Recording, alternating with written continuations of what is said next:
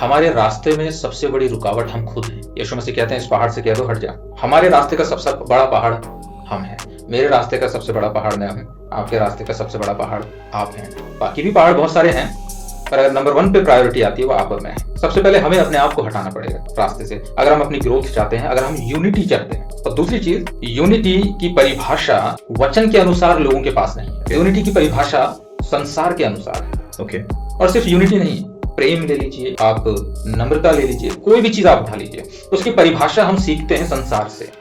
हमें नहीं पता वचन क्या कहता है, ये है क्या चीज यूनिटी। संसार आपको और मुझे सिखाता है कि अगर यूनाइट होना है, एक जैसे कपड़े पहनने, वो तो फिर यूनिफॉर्मिटी होगी ना। यूनिफॉर्मिटी, और ये यूनिफॉर्मिटी एक ध्वज, सब्स्टिट्यूट है। एक वस्त्र। हाँ, एक जैसे वस्त्र पहनो, एक जैसा खान पान, एक जैसा रहन सहन, तो आप यूनाइटेड हो। बिल्कुल नहीं, एक सब्स्टिट्यूट है रियल यूनिटी का। रियल यूनिटी क्या है? आप कुछ भी खाते हैं, कोई फर्क नहीं पड़ता। ठीक है। आप कुछ भी पहनते हैं, कोई फर्क नहीं पड़ता। आप स्त्री हैं, पुरुष हैं, कोई फर्क नहीं पड़ता। आप किस क्षेत्र से आते हैं, कोई फर्क नहीं पड़ता।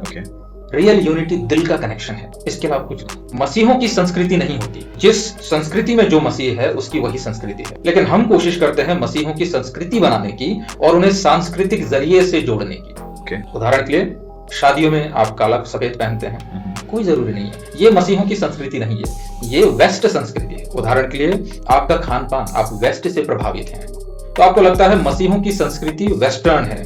गलत। जहां मसीह है वो संस्कृति उसकी है। सारी संसार की संस्कृतियां, सारी भाषाएं, सारे समाज परमेश्वर के बनाए हुए हैं। और आप अगर किसी पर्टिकुलर समाज से आते हैं, आप किसी पर्टिकुलर भाषा से आते हैं, किसी पर्टिकुलर संस्कृति से आते हैं, वो आपकी खुद की संस्कृति है। आपको मसीही बनने के लिए एक सिंगल संस्कृति की जरूरत नहीं है कि हम सफेद पहनेंगे या हम पर्टिकुलर तरीके के वस्त्र पहनेंगे, पर्टिकुलर तरीके की चीजों को खाएंगे, तभी हम मसीह हैं। रियल यूनिटी दिल से आती है और परमेश्वर की पवित्र आत्मा का फल है। जिसके पास आत्मा है उसी के पास यूनिटी है। और आपने जब यूनिटी कहा, यीशु मसीह को इतना ज्यादा चिंता थी हमारी एकता के बारे में कि वो अपनी हाई प्रीस्टली महायाजकीय प्रार्थना में बोलते हैं, हे पिता, इन्हें एक कर, जैसे तू और मैं, जैसे हम एक हैं।